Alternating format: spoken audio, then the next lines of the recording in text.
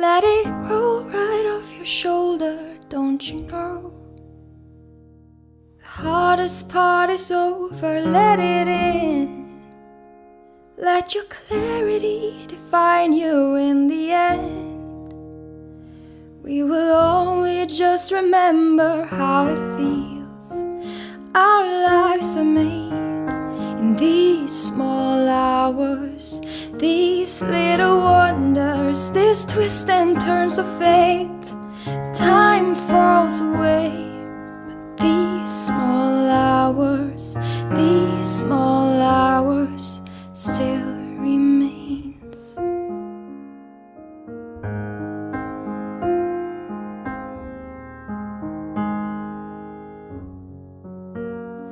Let it slide.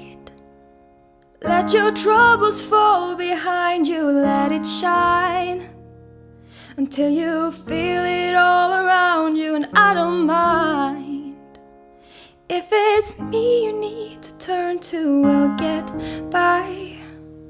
It's the heart that really matters in the end. Our lives are made in these small hours, these little wonders, these twists and turns of fate. Time falls away, but these small hours still remains. All of my regret will wash away somehow, but I cannot forget the way I feel right now. Our lives are made in these small hours, these little wonders, these twists and turns of fate. Time falls away, but these small hours still remain.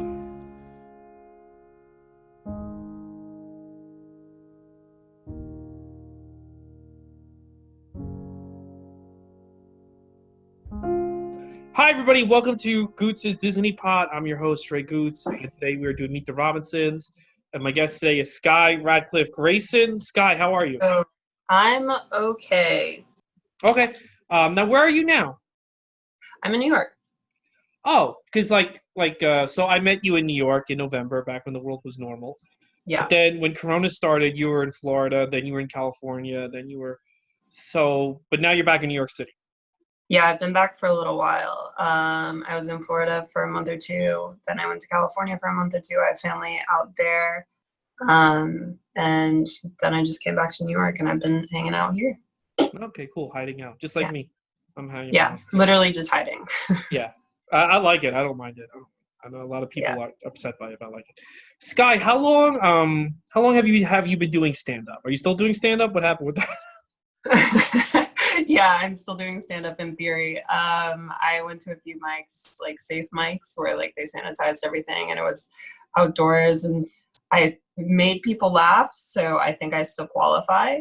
Mm-hmm. Yeah, I've been doing stand-up now. Well, if we subtract 3 months where no one was doing anything, I've been doing stand-up for 9 months. But if we add those 3 months, then I've been doing it for a year. Okay. Yeah, I met you. It feels like a year ago. It was actually only November, but it feels like 6 years of. I feel like 6 lifetimes have passed between November and right now. Like, yes, in terms of what the world has been through. What the world has been through and what we've all like individually been through. Like, I don't know about you. You seem pretty consistent, but I've gone through like 6 different iterations of who I should be. Since November. Yeah. Well, I mean, towards the end of I was about to say our friendship, but we're still friends. But towards the end of like the Carolines thing, not the but like before the end of Society, I was getting pretty disillusioned with comedy because of what happened with March Madness and stuff like that. So I kind of feel like this happened at the right time for me because I kind of needed a break from everyone and everything to like really get my head back in order. And I feel like if I kept going to stand up, I was not gonna like it anymore. Yeah, that's fair. And you need to like it in order to do it. That's for sure. Yeah, and I just wasn't feeling people. A lot of people kind of, when I got banned from Caroline, stopped responding to me as much as they used to, or outright ignored me, which was weird. So like I kind of feel good about me taking a break, but I know like with someone like you who was just starting, you got in March Madness, things were looking up. It must have been like disconcerting just to have a complete stop in March, right? Yeah. Yeah. Yeah, I mean, it was yeah, March was the last time that I did stand up, and man, oh man, that was like the height of it. Like the momentum was kind of crazy, and you know, like it was kind of crazy for everyone. I think that each person had their own unique story about how things were cut off for them, and they were on to the next opportunity. So I don't feel unique in that regard, but it was certainly devastating. I was just like, oh man, you know, like as a young, you know, adult, I was like figuring out who I am, and uh, then the world was put on pause, and I was like, I don't even know. I guess I'm a high schooler at my parents' house now. So yeah, But you're working again, right? Not as a comic, but just in general. yeah, I'm working again. I'm working remotely. I'm working like a quote unquote 9 to 5, but since it's remote, it's like a 7 a.m. to like midnight Oh, that situation. sucks. Jesus. Yeah. I know people who have worked less hours now that they're at home. That sucks. You got more hours. Yeah, I think this company like likes the fact that we're working from home, and like there's like a decent amount of like flexibility.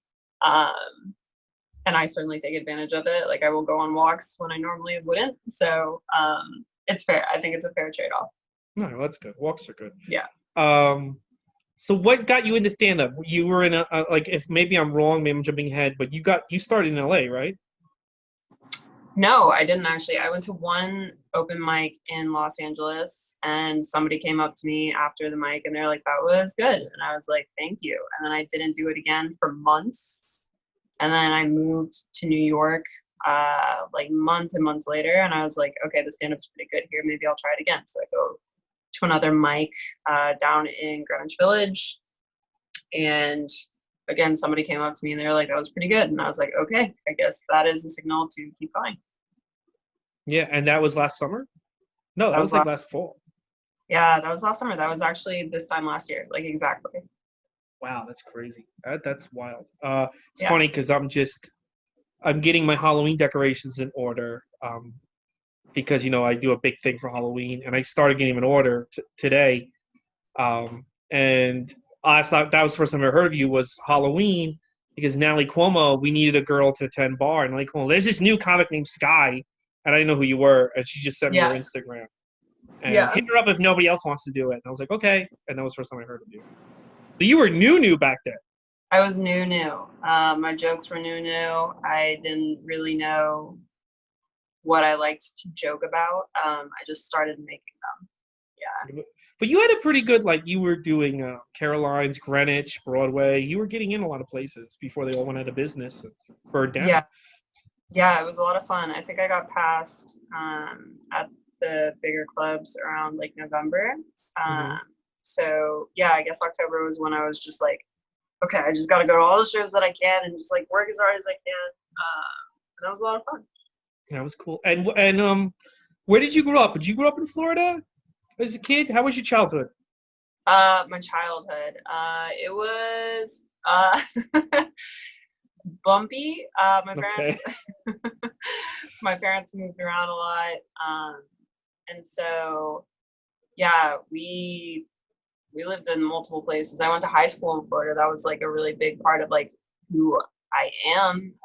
That was like probably my most formative years were my early years in high school. But then I went to school in New York City afterward, and I've been here ever since.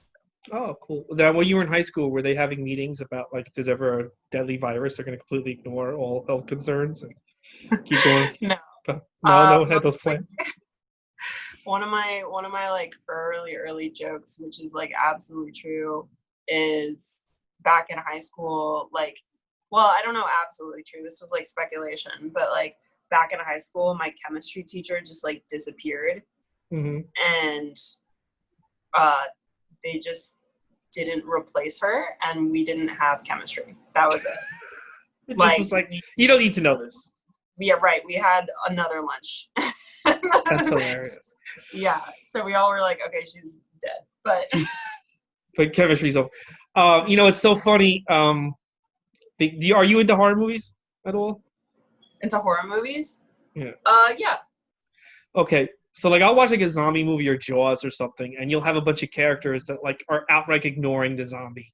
And they're like walking into the zombie getting eaten. And every time you watch those movies, you're like, that would never happen. Everybody would just like stay away from the zombies. They would or the killer shark, and the problem be solved in like 3 days. Like it would never happen. People would never be that stupid. Then literally I log on Facebook every day, and I see thousands of people on my Facebook feed being actually that stupid in real life, and it's been kind of like depressing. I don't know how you feel about it, but Yeah, I mean, it's a trip, dude. I don't know what to say. Like, in retrospect, I don't think anyone thought we'd be at this point. no, I don't think so. Right. Yeah, this is pretty bad. This is gonna get upbeat. It's a Disney podcast, but we have to talk about the world that we're in because it's pretty. Do you want to talk about the movie? Not yet. I got more questions. I want the viewers. Okay. This is an audio podcast. The listeners to get to know you a little bit more. Okay. What were you into cartoons, Disney films when you were a kid? Yeah. Honestly, I was pretty selective about my Disney. Okay. I'm actually really glad you picked Meet the Robinsons because that was one of my favorite movies. I think I cried multiple times, and I didn't even know I could cry as a kid. So that was awesome. I didn't know you could cry right now. So. I was just like, what is this feeling? What is this feeling happening? I liked The Lion King. I liked Mulan because she was Asian and she cross-dressed, and I thought that was pretty dope. That was pretty cool. Yeah. As for like other cartoons, I was really into Futurama. Like really, really into Which one? Futurama. Futurama. Okay, I thought you said Do Drama, and I'm like, is that a anime that was on Cartoon Network or something? Okay. Futurama's great. That's a good choice. Yeah, but nobody else liked it. Like everyone was like, "Why don't you watch The Simpsons?" And I was like, "But Matt Groening and the future and like I don't know. It was just far better in my opinion." But I was also like a very spacey, strange girl, so yeah, I liked Futurama probably the most out of it. Yeah, I think Futurama's kind of held up. Like if you look at like some of the episodes from like the early 2000s, it's held up more than Family Guy and Simpsons from that era. Right. And I don't know, for me, like Family Guy and The Simpsons, like they sort of had a formula that they followed every episode, like to a T, whereas Futurama, the ideas were pretty varied. Yeah, no, it was it's a show. I always feel like it's like a kind of like a comedy for really smart people, like scientists and mathematicians and stuff like that. Like I really enjoy it. I'd like to think so. I would love that theory. Wow. Well, you seem very smart. You don't you, or was this me making fun of you? Don't you make like charts for like Dungeons and Dragons, or did I make that up? That was you making fun of me. Oh, sorry. Okay. Yeah. But did you do some type of chart game where you do numbers? No, you do code. You taught yourself how to code, right? Am I making this up?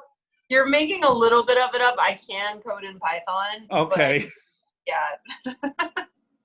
Yeah, you seem very smart. Like, when Caroline's was open and they believed in us, you would have your laptop out at the thing, and one day I went over to you and you like 90 windows up, like you were like Tony Stark making a fucking Iron Man armor.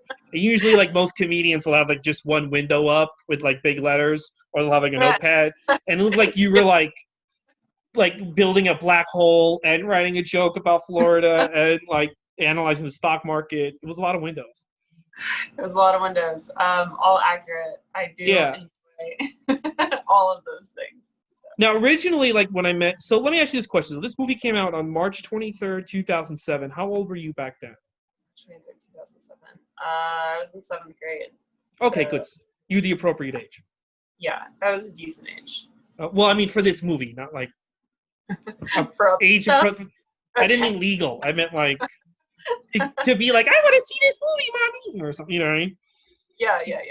Because when I came up with this podcast about a year ago, I was like, well, who am I going to get for like Bolt to Meet the Robinsons and Chicken Little? Because all the people that I'm friends with were like in their 20s when the movies came out. And I kind of feel a big aspect of this podcast is nostalgia and childhood. And if, I'm running into a problem with these later movies that they're nobodies who I'm friends with childhood because I'm not friends with kids when I get to 2019. But Yeah. you were actually a kid back then, and originally thought of you for Bolt because I hadn't seen these movies yet. But then when I saw I actually watched Meet the Robinsons for the first time ever at the start of the pandemic. It reminded me more of you because it's about someone who's smart and analytical. And I remember one time you said to me at a bar, you said, my friends are really my family, and I'm really close to my friends. And I kind of feel like that's what's going on with I forget the main character's name. I have to look it up. But with this kid, he kind of made his own family with all his friends. Like, he's not really related to these other weird people. They all just Right. kind of became a family together, and they live in this big giant mansion. So I said, like, oh, this movie would be better for Skye than Bolt. Right. And then when it came time to actually ask you to do a podcast, you had said that you've seen it. Yeah. Which is cool. So you like this movie? Yeah, I love that movie. I think I was age appropriate for it, but I think I cried like someone who was much weathered in life would do. Yeah, for some reason I really sympathize with like all aspects of it, just like the loneliness and the I don't know, the idea that like, and I remember this as a 13-year-old, I was like, the idea that like small events, actions, and interactions can affect literally the course of your life, to the point of, like who you consider family. That's really valid, and really scary. So you better make the right choices. And I remember telling myself as a 13-year-old, make the right choices. Yeah. Well, another cool message about the movie is that you're not supposed to let the mistakes get to you. Don't dwell on your mistakes. Sure. Yeah. Keep going, because like the villain of the movie and we're going to go break down the plot in a second. But the villain of the movie dwells on one little mistake in his life, and it kind of ruins his whole fucking life and almost the whole planet. Whereas the hero just keeps moving forward and changes the whole world. Right. Yeah. Yeah. Because I feel like in comedy we all dwell on our fuck ups more so than our successes. Yeah, but I think that is honestly like a staple of the comedy community. Like I will quote unquote mess up, which I'll tell you about after the podcast. Okay. Like I'll mess up and I'll think about it for 5 days, and then it's amplified if I'm alone for those 5 days, and then I'll just like, I don't know, just digress into nothing, and then I'll talk to other comics about it. And some comics will be like, yeah, same, which is so awful. And I'll talk to some of my, like, I guess, quote unquote normal friends, and they'll be like, that's so deeply narcissistic and you need to stop overthinking things. So I think like as like artists, some of us, we just tend to overthink, and I think that's perfectly fine. Yeah, no, we do. We tend to overthink. We dwell on our mistakes. Right. And sometimes you almost have people like, you tell some, like, when things kind of like got bad in February for me, I would tell normal people like, whatever, just do other shows other places. And comedians would just be like, oh wow, that's really bad. What are you gonna do? You know what I mean? They'd be like, oh my god. Oh, right. Yeah. And that's horrible. I think it's wise to listen to both crowds, right? Like obviously like people who aren't comedians don't know the gravity of like small interactions, or like, they don't understand the gravity of the things that you can say that affect your career, whereas like comics overthink it. And so if you're consulting like both groups for advice or how to feel, then you should listen to both as well, I think. Yeah, 100%. So let's go through the plot real quick. So there's this kid named Lewis, and he's dropped off at an orphanage in the middle of the night. It's very mysterious. It's very intriguing. Like, this woman just drops the baby off, takes off. He's raised at the orphanage, and in the orphanage, he starts inventing shit, and no one will adopt him because nobody wants a smart child. They all want an idiot. At least that's what I think. And that wasn't explicitly said, but nobody likes a nerd. Yeah, like they were just looking at him. And he has a roommate named Gob, and Gob's like a cute kid, but they're like little buddies. And then he has a son. So then he decides that I saw my mom as a little baby, and this is actually a smart invention. if I can create a machine that'll let me see the memory of me of me looking at my mom, I can find out who my mom is and I can go find her, which I thought was a cool idea. I don't know did you like that idea? Yeah, yeah, I think that is like what a young child would like myself would think of if I didn't have a mom and I needed to meet her, was just construct an entire machine to make me do so. Yeah. So there's a cool montage with Rufus Wainwright, which is an odd choice for Disney, but there's a lot of odd choices in this movie. Rufus Wainwright, montage of him building machines. He builds the machine. He goes to a science fair. This kid named Wilbur Robinson shows up, says he's a time cop for the future. This creepy old man shows up, ruins the invention. It gets fucked up by the bowler hat guy, falls apart. The science fair goes into chaos. Mm-hmm. And then Lewis, and then the bowler head guy steals the scanner, and Wilbur and Lewis, I'm sorry. Yeah, Wilbur and Lewis. I'm sorry. I'm bad with these names. Okay, so I apologize. Okay. They leave the orphanage, and he asks, and then they somehow wind up in the future, right? They wind up in the future? Yes.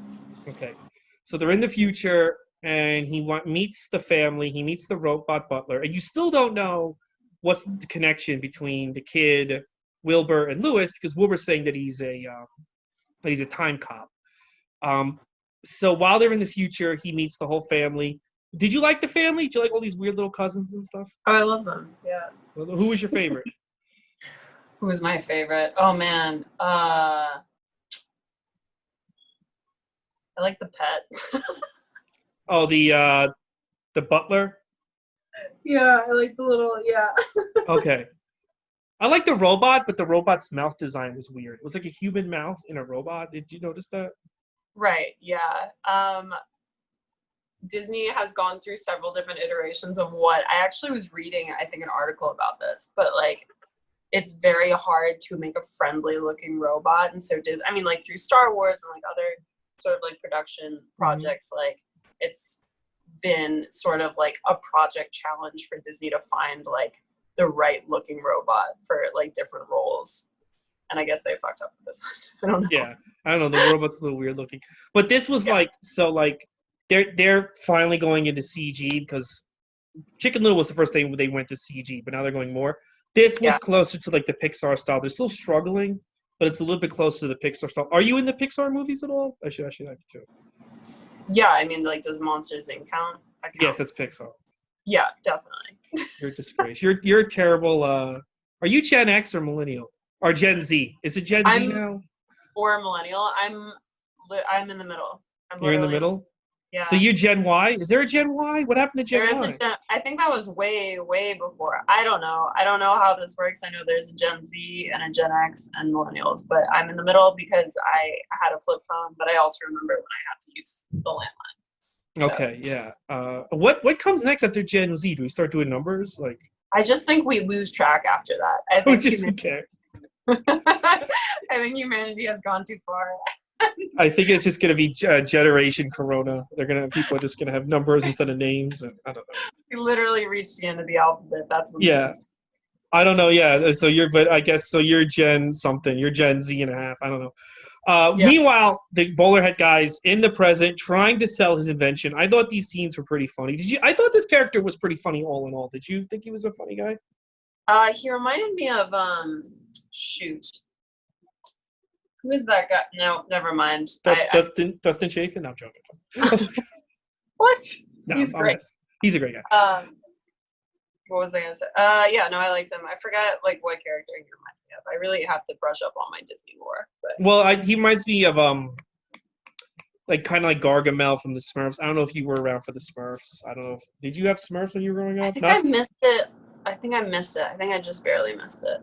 Yeah, I don't know why they don't still have, because when I was a kid, Smurf toys were so cheap. I'd buy like 5 a day when I was like 3, 4. I don't know why they still don't. I don't know. I feel like they're losing money not monetizing Smurfs. But that's another story. Anyway, kid in the future meets this whole family.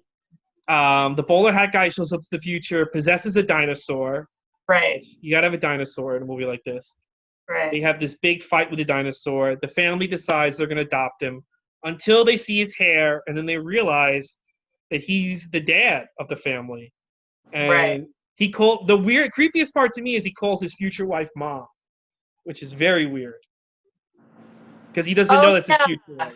Okay, but you can't get all, no. Right. Well, he didn't. In fairness, he's in the future and he doesn't know that's his future wife, and he's a kid with abandonment issues. Right, but I don't want to get all Freud on it. You know what I mean? Okay. Like, I think Disney was just like, okay, we'll just get past this. It's a detail we have to suffer through. Well, it is funny that now this kid, the first time he met the woman he's going to marry, he saw her as a mom, and now he has to go back to the past and see her as a sexual object. That's a whole other fucking story. So. Yeah, well, we just can't think that far. You got to take this at face value, I guess. But I thought that if you got sent forward in time and met your future husband, and you're like, you have to marry this guy, or like generations of people won't be born, but you two, and then you immediately go back to the past and you find him, like, I don't know, at a bar passed out. Would it be hard for you to be in? It would be kind of hard for me now to be into this person. I would just feel so much pressure that I would fuck it up. Because it's like, you can't tell them, I've been to the future, we have to fuck, otherwise. Well, okay, the thing is, like, time travel movies are always so logically flawed. Yes. And, like, I don't think I've met anybody or experienced any movie. Sorry, I don't think I've met anyone who has been satisfied with a time travel movie, and I don't think I've seen a movie that actually, like, has zero holes, right? Because time travel is, like, fundamentally hold. Well, I think a cool movie would be like the movie starts with someone finishing their time travel adventure, realizing, oh, I have to marry this person, or the timeline will be fucked up, and then them not being into the person but staying in this loveless marriage because otherwise the timeline won't. Well, I mean, if that's the thing though, if you don't bang this guy at a bar, then other generations will be born, just in a slightly different direction. You know what I mean? I know, but what if your child like saves humanity from the Donald Trump robot in 2040? Well, that's what I was gonna say. If there is some if there is some stake in these generations, like if it's important that these generations get born, I guess I'll bang the guy at the bar. I've banged guys at bars for far lower reasons. far less stakes. All right, well, that's good. Well, I'm glad to see that you're going to restore the timeline. Okay, so the bowler hat guy kidnaps Lewis, reveals to him he's the roommate, and he blamed him for losing the softball game, and then he never left the orphanage, which makes no sense. I don't understand this guy never left the orphanage, but he did it. I guess became homeless, lived in the orphanage. Decides to exact revenge by throwing eggs at the place, meets this evil hat that Lewis had invented as an adult. And then the evil hat takes over the future, and then it becomes Lewis. It almost becomes like a Terminator, where Lewis is fighting this evil hat robot, who he defeats. Did you like the battle between the evil hat robot and Lewis?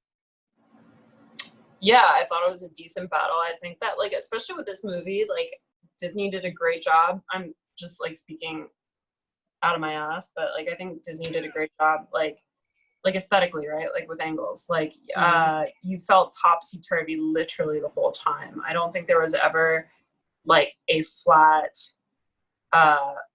like, I don't know, perspective. Like every fight you felt like you were falling over. I thought that was cool. Yeah, it was cool. So at the end of the movie, he goes back in time, and then he realizes that his science teacher is going to be his adoptive mom. And then he realizes that this weird girl that has a frog is going to be his wife at the science fair. And he realizes that his whole family was at the science fair all along. He gets adopted by his science teacher. They buy an observatory, which he's going to turn into his lab. And then it ends. This is like, when I first saw the movie, I was like, this is all right. But then this final thing got to me, the quote by Walt Disney, keep moving forward. And then it ends. I thought that quote was like, oh, now I like this movie. That was like the final touch. Yeah.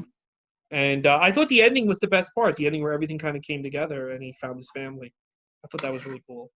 I thought that was lovely. I just, like, again, I think you make a really good point. Like, how can you live your life just knowing things are on track? Like, that is just an immense amount of guilt and pressure for, like, I don't know how old that kid was, right? Like, for, like, until you know, he predicts that young him will come back, and then they'll have this whole, like, that's another thing. Like, is this adult supposed to know that the young kid will come back recurringly?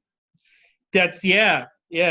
Well, the other thing too is like if you know at 12 you're supposed to change the world with like 1,000 inventions, would it, like, if one of your friends like, hey, we're all gonna go to Six Flags, would you be like, if I take today off, I might not invent the fucking flying car? So I need to invent the flying car pretty soon. Right. And then you start asking yourself, is it inevitable that I will invent this flying car? Can I still make choices, or am I, you know? So that's the problem with time travel movies, dude. That's why you shouldn't really know too much about your future, although theoretically it's impossible for us to know too much about our future. But. Right. It is also very hard for us cognitively to know our future. I mean, I don't even know the future of New York City in about 2 months, let alone like your future and my future. So I don't know what's happening next week, to be honest. So okay. I didn't even know what's happening in 10 minutes. So, you know, it's pretty messed up world. I'm in crisis. Skye, where can people find you on the internet if they want to become fans of yours or stalk you? You can do whatever you want, just don't harm me. Okay. That's an open field. This is a Disney podcast, though. I think at least I think the fans are normal. So. You can find me on Instagram. It's Skye, skye.rg. And then Twitter is Skye, skye_r_g. Okay. And yeah, follow her Instagram. She has a lot of like weird Instagram stories. I have weird Instagram stories, and then I usually post cartoons and tweets alongside obnoxious selfies. So yeah, I remember one time I was on stage and you were doing like one of your faces at the table, and I stopped my set to be like, "Sorry, are you making one of your goofy selfies?" You're like, "Oh yeah, sorry." I was like, "Oh." And you pulled out your math book, so I'll get to that later. You're like a combination of like a silly person, but also a very serious person. It goes back and forth. Yeah, I've actually been told that many a time. I don't know what that means for comedy, but we'll just keep that could rolling. be good. Yeah, keep moving forward. Keep moving forward, and whatever. Guys, if this is your first time listening to this podcast because you're a fan of Meet the Robinsons or Radcliffe-Grayson, we've done every movie from Snow White up to this. We're going to go to Frozen 2, then Pixar. So please subscribe. Every week it's meet a different comedian who's very, very funny. You can follow the podcast at Goots' Disney Pod. And you can also follow me, Ray Goots, on Twitter and Instagram and what have you. So thank you so much for listening to the podcast. Next week is Bolt with another amazing comedian. Skye, thank you for doing the show. Thank you for having me. All right, guys. We'll see you next week with Bolt.